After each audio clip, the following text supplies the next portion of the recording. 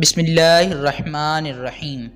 السلام علیکم ناظرین، بلا شبہ تاریخ اسلام کے اوراق کو اگر دیکھا جائے تو ہمیں ایسے سپہ سالاروں اور ایسے جنگجوؤں کا ذکر ملے گا کہ جن کی بہادری اور عقل و دانش پر مسلمان تو کیا غیر مسلم بھی داد دیے بنا نہ رہ سکے۔ دین اسلام کی تاریخ کے مطالعے سے ہمیں معلوم ہوتا ہے کہ سلطنت عثمانیہ تاریخ اسلام کی سب سے زیادہ عرصے قائم رہنے والی سلطنت ہے، کیونکہ اس نے 3 براعظموں پر 600 سال تک حکومت کی، اور اس کے دور میں جنگوں کی دوڑ نے ایسے سپہ سالاروں کو جنم دیا جن کی تاریخ اور بہادری آج بھی یورپ کے کتب خانوں میں موجود ہے۔ انہی بہادروں میں سے ایک نام ترگت الب کا بھی ہے، جن کی بہادری کی مثال دینا ناممکن ہے۔ اور ناظرین، آج کی ہماری اس ویڈیو کا موضوع بھی ترگت الب ہی ہیں۔ لیکن ویڈیو میں آگے بڑھنے سے پہلے اگر آپ نے ابھی تک ہمارے چینل کو سبسکرائب نہ کیا ہو تو ضرور سبسکرائب کر لیجئے اور بیل آئیکن پر بھی ضرور کلک کر دیجئے۔ ناظرین، ترگت صرف ایک ڈرامے کے کردار ہی نہیں بلکہ عثمانی خاندان سے ان کا بہت زیادہ گہرا تعلق تھا، اور اپنی 125 سالہ زندگی میں مسلسل کافروں کے خلاف جہاد کرتے رہے، اور ان کی شہادت بھی کفار سے لڑتے ہوئے ہی ہوئی۔ ناظرین، ترگت الب 1200 سن عیسوی میں پیدا ہوئے۔ وہ ارطغرل غازی کے سچے دوست، ساتھی اور ہمدرد تھے۔ ارطغرل کی وفات کے بعد ترگت الب سلطنت عثمانیہ کے بانی عثمان اول کے بھی وفادار رہے اور حکومت میں ان کے معاون تھے۔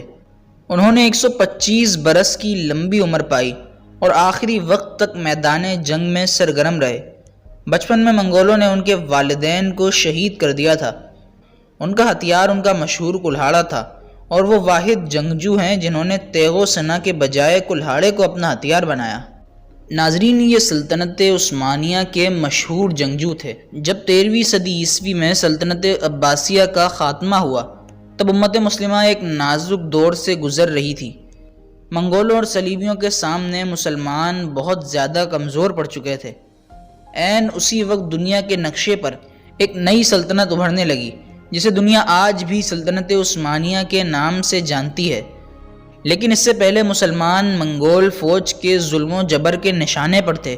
وہ مسلمانوں کے کئی علاقوں کو فتح کر کے ہر گاؤں، ہر شہر اور ہر طرح کے علاقے کو فتح کرنے کی غرض سے آگے ہی آگے بڑھتے چلے گئے۔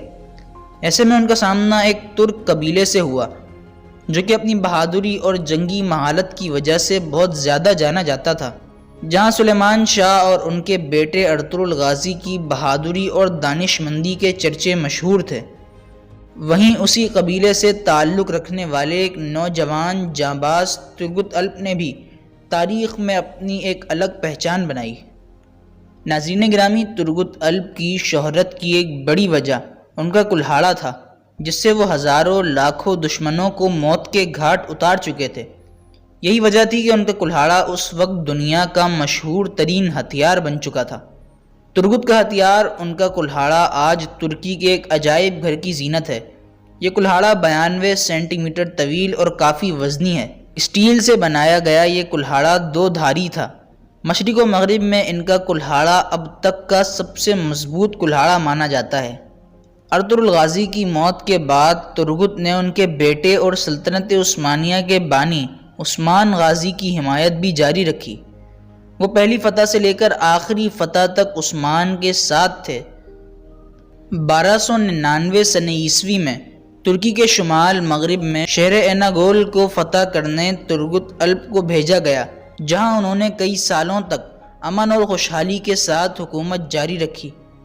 عثمان کی موت کے بعد ترگت نے ان کے بیٹے کی بھی حمایت جاری رکھی۔ ترگت الب نے فتوحات میں ان کے سب سے قابل اعتبار مشیر کی حیثیت سے ان کا ساتھ دیا۔ وہ ارطغرل، عثمان اور اورحان سب کے دور میں سپہ سالار کی حیثیت سے اپنے امور سر انجام دیتے رہے۔ ناظرین، سن 1877 عیسوی میں ان کی موت کے تقریباً 500 سال بعد عثمانی سلطنت کے اندر ایک نیا شہر وجود میں آیا جس کا نام ترگت الب کے نام پر رکھا گیا۔ اور ناظرین گرامی، ترگت الب ایک مشہور جنگ میں 125 سال کی عمر میں شہید ہوئے، جن میں ان کا مشہور کلہاڑا ان کے ہاتھ میں ہی تھا۔ انہیں ترکی کے شہر ایناگول کے گاؤں ترگت الپ میں سپرد خاک کیا گیا۔